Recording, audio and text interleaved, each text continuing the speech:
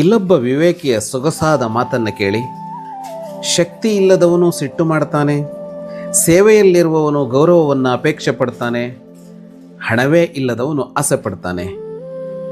ಸೃಷ್ಟಿಕರ್ತನ ವಿಡಂಬನೆಗೆ ಇದಕ್ಕಿಂತ ಇನ್ನೇನಾದರೂ ಬೇಕಾ ಅಂತ ಕೇಳ್ತಾನೆ. ಅಂದರೆ ಇದೊಂದು ಜೋಕ್ ಅಂತ, ಇದೊಂದು ಹಾಸ್ಯ ಅಂತ. ಬಲ ಇಲ್ಲ ಅಂತಂದರೆ ಸಿಟ್ಟು ಮಾಡಬಾರ್ದು. ಯಾಕೆಂದರೆ ಬಲಿಷ್ಠ ಸಿಟ್ಟು ಮಾಡಿದರೆ ಅದನ್ನು ದಕ್ಕಿಸಿಕೊಳ್ಳಬಲ್ಲ ಅವನು.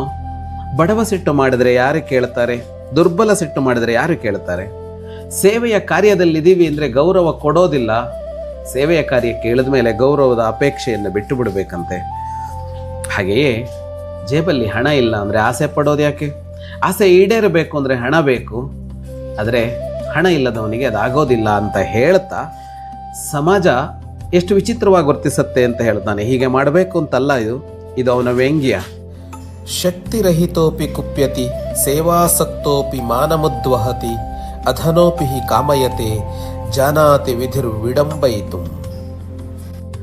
ಸಿಟ್ಟು ಅನ್ನೋದು ಯಾರಿಗೂ ಬರಬಹುದು. ಒಬ್ಬನಿಗೆ ಅನ್ಯಾಯ ಆದಾಗ ಬರುತ್ತೆ. ಅವನು ದುರ್ಬಲನೋ ಸಬಲನೋ ಅನ್ನೋದರ ಮೇಲೆ ಆ ಸಿಟ್ಟು ಫಲಿಸಬೇಕು ಅಂತ ಅಲ್ಲ.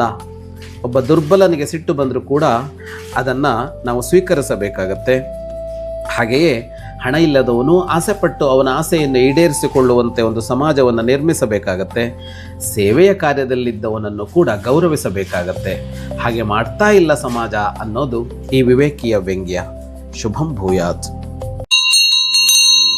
ಪಂಚಲೋಹದ ಪ್ರಣವನಾದ ಘಂಟೆಗಳು ಹೃದಯಾಂತರಾಳದಲ್ಲಿ ಅನುರಣಿಸುವ ಚಿರಂತನ ಮಂಗಳ ನಾದವೇ ಪ್ರಣವ. ಸಾಧಕನ ಶ್ರೇಷ್ಠ ಸಾಧನ ಪ್ರಣವನಾದ ಘಂಟೆಗಳು. ಇಂದೇ ಕರೆ ಮಾಡಿ 8050124365.